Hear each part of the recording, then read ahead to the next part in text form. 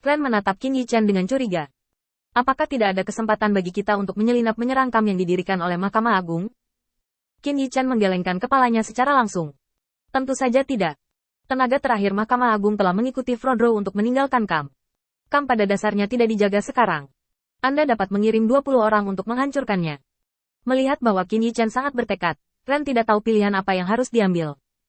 Meskipun menurut rencana Qin Yichen, jalan berbahaya menuju Mahkamah Agung ini tidak pernah berbahaya sama sekali. Sedikit terlalu tenang. Tapi Ren tidak yakin apakah dia harus terus mematuhi perintah Qin Yichen. Bagaimanapun, sejauh ini, menyerang kamp dan membantu Beiyun Liancheng adalah pikirannya. Tiba-tiba meninggalkan rencana ini, Ren tidak bisa menerimanya. Tuan Cahaya, beri saya intinya. Apa sebenarnya yang Anda ingin saya lakukan? Saya hanya ingin membantu kota pemurnian Beiyun menahan serangan Mahkamah Agung. Kamu seharusnya tahu lebih baik dariku tentang ini. Kamu tahu apa yang aku inginkan? Qin Yichen tidak menjawab, tetapi langsung menggelengkan kepalanya.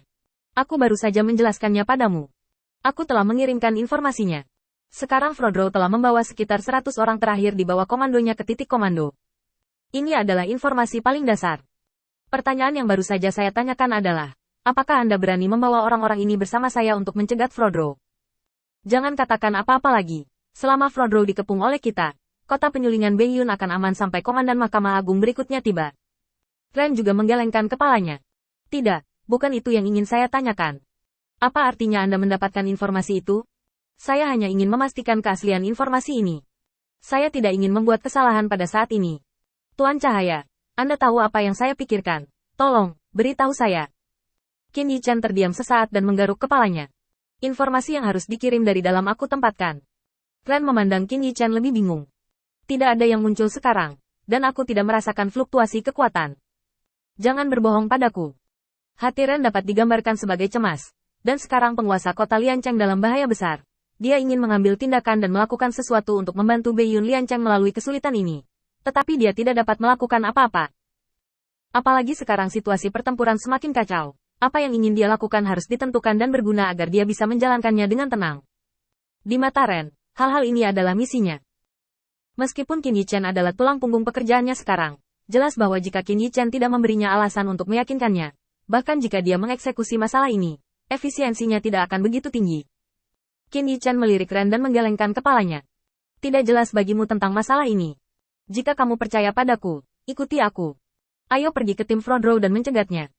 Jika kita bergerak di sepanjang jalan, kita akan mengatakan bahwa Frodro telah dibunuh oleh kita. Jika Mahkamah Agung ingin mengkonfirmasi berita itu akan memakan waktu lama. Bahkan jika itu pertaruhan, itu layak dilakukan. Setelah beberapa saat ragu-ragu, Ren menggertakkan giginya. Oke, aku akan mempercayaimu lagi. Jika aku melewatkan kesempatan kali ini, aku tidak akan membiarkanmu pergi dengan mudah. Lagi pula, kamu tahu seperti apa situasi saat ini. Qin Yichen mengangguk setuju. Itu alami. Setelah Qin Yichen selesai mengucapkan kata-kata ini, dia segera mulai memimpin. 2 jam kemudian, para prajurit yang pergi untuk menghancurkan kamp Mahkamah Agung kembali dengan berita bahwa kamp Mahkamah Agung telah kosong. Mereka telah menghancurkan kamp dan sedang dalam perjalanan menuju pertemuan. Berita ini benar-benar sesuai dengan pernyataan Qin Yichen, yang membuat Ren sedikit lebih percaya pada keputusan Qin Yichen. Meskipun, dia masih tidak mengerti apa yang diinginkan Qin Yichen. Sisi ini pergi jauh ke penyergapan, dan pada titik komando, itu sudah menjadi pertarungan yang panas. 10 orang lagi.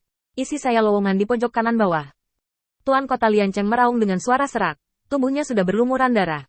Ini bukan darahnya, tetapi jejak yang ditinggalkan lawannya padanya. Pada saat ini, penguasa Kota Liancheng telah berubah menjadi Yan Luo, dengan wajah yang ganas dan serangan yang kejam. Di ujung peron, ada ruang yang terdistorsi di sekitarnya. Awalnya, hanya ada distorsi ruang yang sepele di sini, yang ditemukan oleh Shen Lianchen. Dan kemudian melalui berbagai cara, dia secara pribadi membentuk parit seperti itu. Di kedua sisi dan di atas kepala, ada ruang bengkok. Begitu orang jatuh ke dalamnya, hampir tidak ada yang bisa kembali sepenuhnya. Ruang yang terdistorsi itu tampak seperti binatang buas dengan mulutnya yang berdarah terbuka, hanya menyisakan pintu masuk dan pintu keluar ini.